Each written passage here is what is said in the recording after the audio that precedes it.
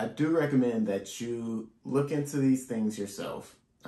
You could go to the smallbusinessadministration.gov for more information. You could go to your state's website for more information. To formulate a business, it is quick, it is easy, and it is inexpensive.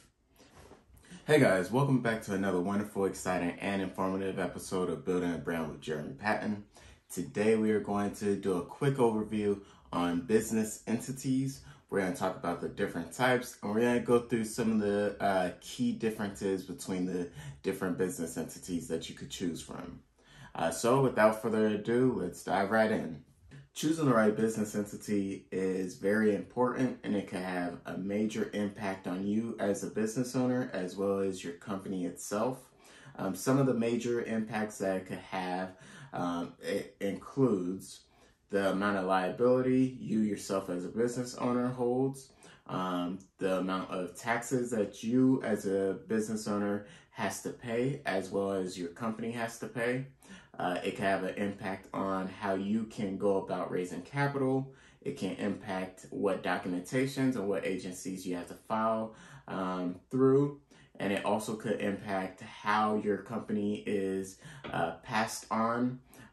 In some cases, in some business structures, when you're passed on or when you leave your company by state regulations, your company has to dissolve completely, or it could pass on depending on what business entity you decide to go with. And we'll dive into all that stuff in further detail as we go through each and every business entity.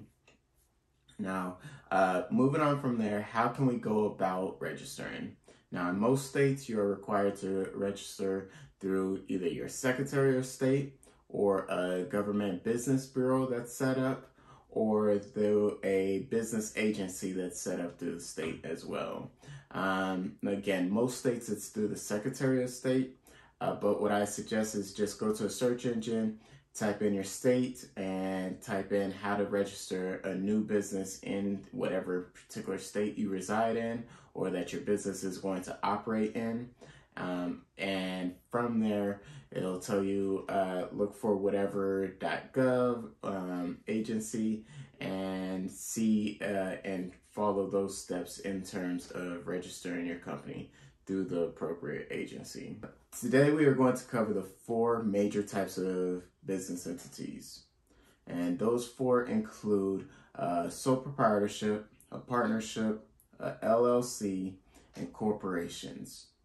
Now, there are additional business entities that fall within these 4 major types of business entities, as well as there are some that fall outside of these 4 major types.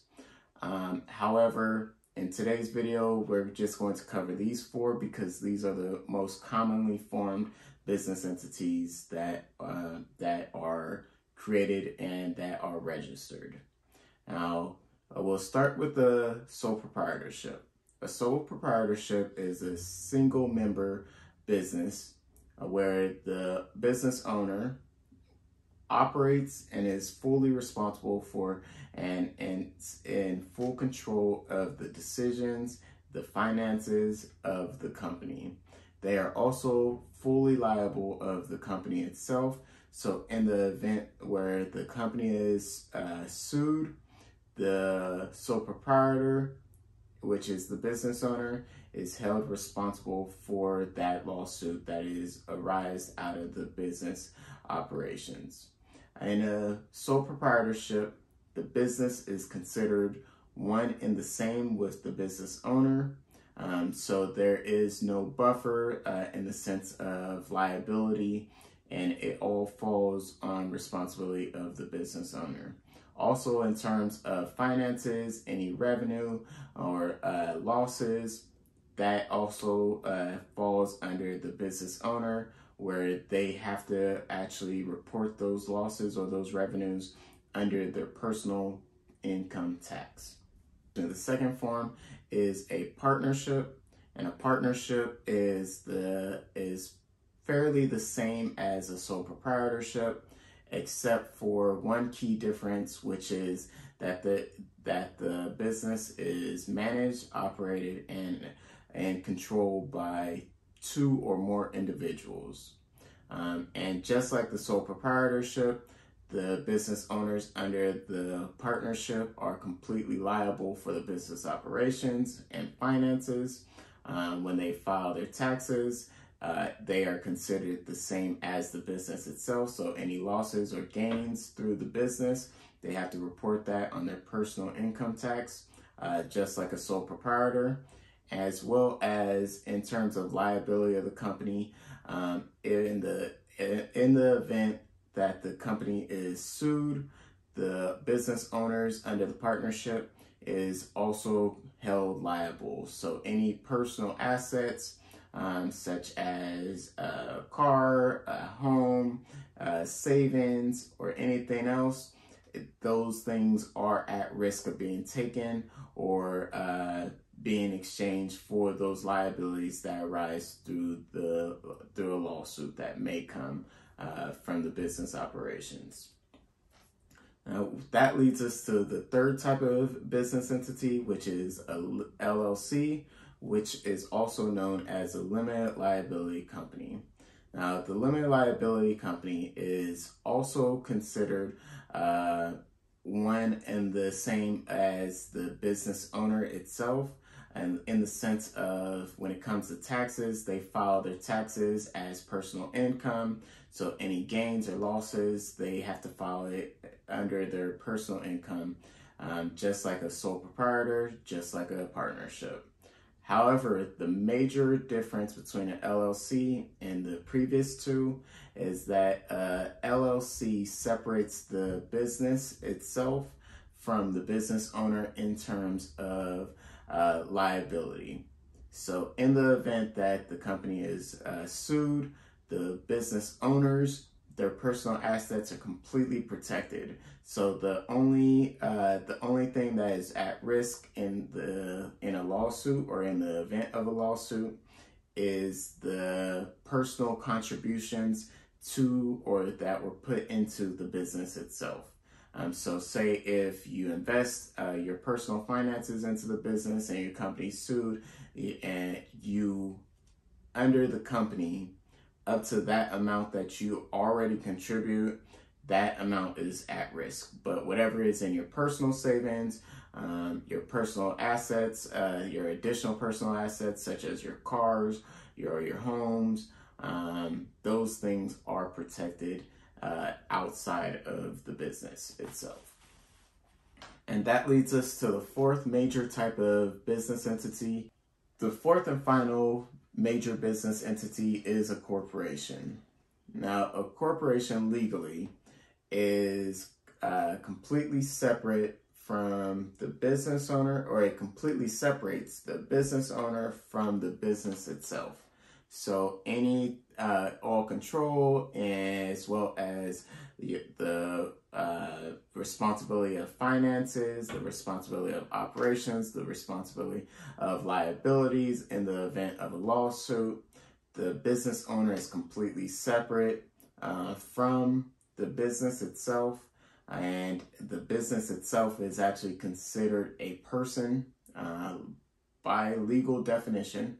And so the business is responsible for all those things, whereas in the previous types of business entities, the business owner to a degree was responsible for all those things. If not completely responsible, then to a degree responsible for all those things. Whereas a corporation, it's completely separate, and the business itself is responsible for everything under the sun. So in the event that there is a lawsuit or something like that, the business itself is held liable, whereas the business owner is completely separate from it. Now, we'll dive into more details, and we'll break down each and every one of these four business entities, and we'll go into some of the subcategories underneath these four business entities as well in a later video. But that is a quick overview of the four major types of business entities. I do want to take a moment to express one, that there are a lot of companies that offer services to form a business for you, and they charge a hefty fee for it. Most of these business entities you could do quickly and easily yourself. Again, you could go to your Secretary of State's office, or in most states, that's where you are required to register your business entity. And you could do so online as well. So just type in your state, type in your Secretary of State's office, and you'll be able to register through your Secretary of State.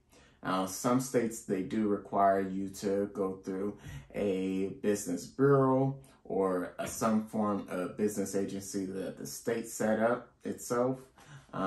But I do recommend that you file.